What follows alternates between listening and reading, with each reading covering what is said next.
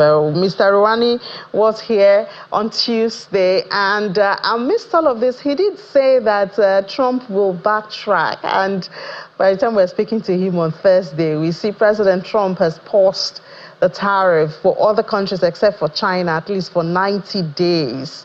So I don't know if he's a prophet of some sort. Mr. Bismarck Rouhani, Chief Executive Officer of Financial Derivatives Company. Mr. Rouhani, do I call you a prophet now, or you wine and dine with President Trump? Call me the Oracle. Oh, the Oracle. Okay. Because you did say that President Trump will backtrack. And today, we have that news that he has paused tariff for 90 days. It's now between U.S. and China, at least for these 90 days. Well, it's interesting that it was obvious that he was going to backtrack because the world cannot survive on that kind of volatility and uncertainty. The uncertainty leads to lower investment. Lower investment leads to a recession. A recession becomes a recession when it combines or coincides with a financial crisis, becomes something we don't need at all. So basically, I'm quite pleased that this was going to happen. As a matter of fact, people saw this as a buying opportunity, and some people have made a lot of money, while some people have lost a lot of money. But technically speaking, we are in a situation where, and the Chinese have just responded again with a 138% tariff, retaliatory tariff. So if you cut through all the noise and all the alarms and all the wrong signals, there's a trend there. But the point is that if you consistently call wolf and cry wolf, the day the wolf comes, nobody's going to take it seriously. So we've seen this gyration in share prices. We've seen the bond yields actually begin to move in the wrong direction. We've seen gold prices come down, and we've seen oil prices, and that is where it's very, very intricate. Oil prices went as low, Brent went as low as $59 yesterday, and is back up to about $65. Even at $65, it means that we are 15% below our benchmark price. So for Nigeria, there's a fiscal crunch that is coming up, which means that our oil revenues will be much lower than anticipated in the budget. And at one point in time or the other, we may have to have a supplementary budget to take off this if it lasts longer than is expected. So what does this mean? It means that now we look at all the other export commodities and their weights. The most important weight is that of oil, crude oil. Then we have LNG. Then we have cocoa. We have cashew nuts and soybean. So technically speaking, right now, our terms of trade are not moving in our favor. So Nigeria has to kind of adjust something. And I think the central bank was very smart by actually adjusting the official exchange rate down to 16, post 16. So we now need to see how and what the impact of this is on short-term and then long-term adjustments that we have to make.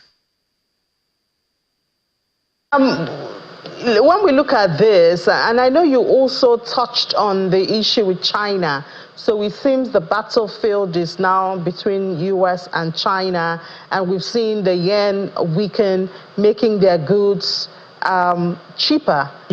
Yes. So does that present an opportunity for a country like Nigeria? We know we do heavy trade with them. No, these are short-term trading opportunities. The reality is that the competitive evaluation, China is well positioned here. They've actually devalued their currency to make their goods cheaper, right? Secondly, China has over $3.6 trillion of external reserves. They can weigh this out, right? They have not much to lose when it comes to intellectual property theft or infringement of intellectual property. When it comes to low cost production, when it comes to actually fighting what they call a co-opetition, that's compete and cooperate at the same time, China is well positioned. Therefore, they are willing and they waited for this for a long time and prepared for it. Therefore, the entire world is going to be watching by devaluing their currency, right? And that makes their goods cheaper, and they're able to compete for other markets. And don't forget, look, the Trump administration will be there for 4 years. The Chinese civilization is about 4,000 years old. They can wait. And I can see that, you can see that the European Union is poised to retaliate quite heavily, and many other countries. And if you start having negotiations with all of these countries, about almost 70 countries, you need at least 3-4 weeks to negotiate to close one deal. So this thing is, we are going to be in this thing for some time to come. So my projection is that the US will back down, will understand that it begins to affect domestic prices in the US and many other countries. It's just going to make us more resilient in what we do and make the world much more efficient. But at the same time, the global trade environment is based on movement of investment flows, trade flows, commodity flows, and therefore anything that will disrupt this process can only reduce the amount of trade that is happening. And there's a correlation between the trade volumes and the GDP. So that is where the fear of the R word, which is a recession. Will there be a global recession? Will there be a US recession? And what is going to happen? These are the fears that are causing people to have very, very negative views about the future. But hopefully, I think within the next month or so, there's some stability, and we'll go back to the normal way of doing things. And economists are quite consistent, and their consensus view is that tariff wars, nobody wins. Trade wars reduces trade. When there's a reduction in trade, there's a reduction in investment flows, and everybody suffers. Nobody wins. So for now, at least, the bottom hasn't fallen out of the global economy.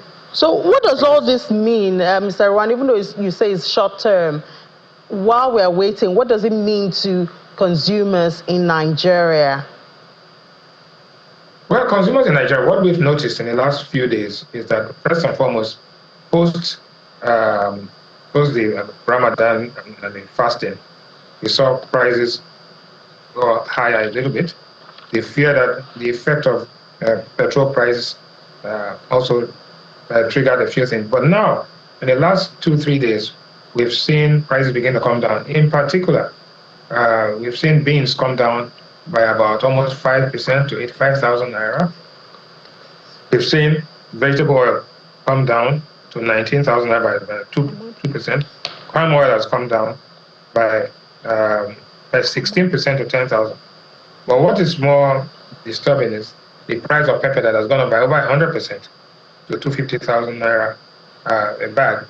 I understand there's a pepper disease that's affecting pepper, but it's having a knock-on effect. We've seen onions go up by about 33% to 120,000, and garri has come down. So, generally speaking, I think there's a general reduction in prices if you look at the slides there. But also, why are prices coming down? One, because consumer resistance, consumer income is stretched, and people are just becoming more efficient in the way they consume things. The price of petrol, the reduction in the price of petrol initially did not have an effect of bringing prices down. But now we've seen the price of petrol go all the way back up to 930 and diesel at 1080. So we have seen that disconnect between the logistics cost and the petrol price and general level of inflation.